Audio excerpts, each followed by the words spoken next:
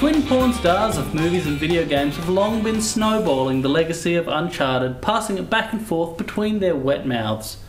From King Solomon's Mines to Prince of Persia, Indiana Jones, Tomb Raider, all these legacies have infused Uncharted like saliva in its sticky wad.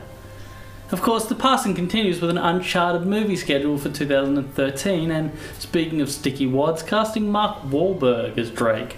Why not Nathan Fillion, for Christ's sake? The dude wanted to do it. He owns stock in both smug and charisma, and of course he has his best qualification, having nothing to do with Max Payne. Uncharted 3 is an interactive movie, but not like the shitty FMV abominations of the early 90s. It's a film where one gets to play as the main character and guide them on their adventure. It's like a movie in which the player's own actions determine the success or failure of the hero. Except of course we've had this for years and we called it video games.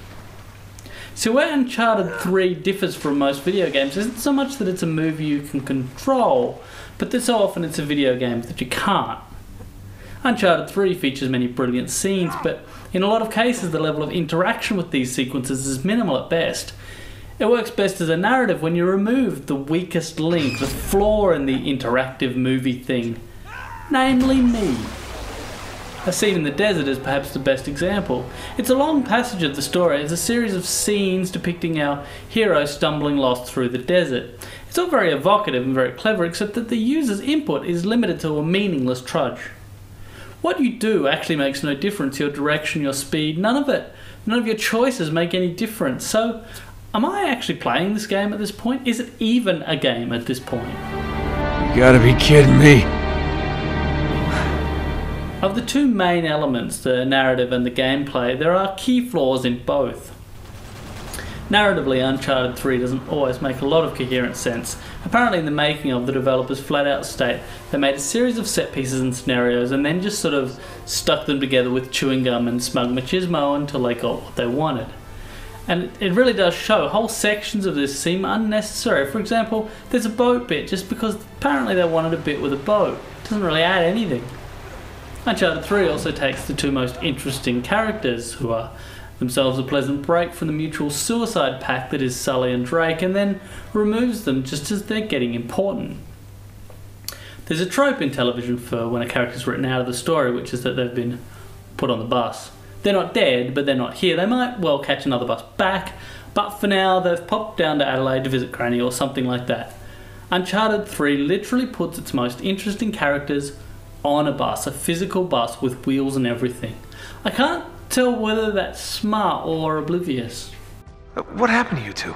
We've been trying to reach you for over 24 hours. Oh, right, I need to top up my minutes. You're using a prepaid phone? Mate, those contracts are a complete rip-off. What? Mine's broken.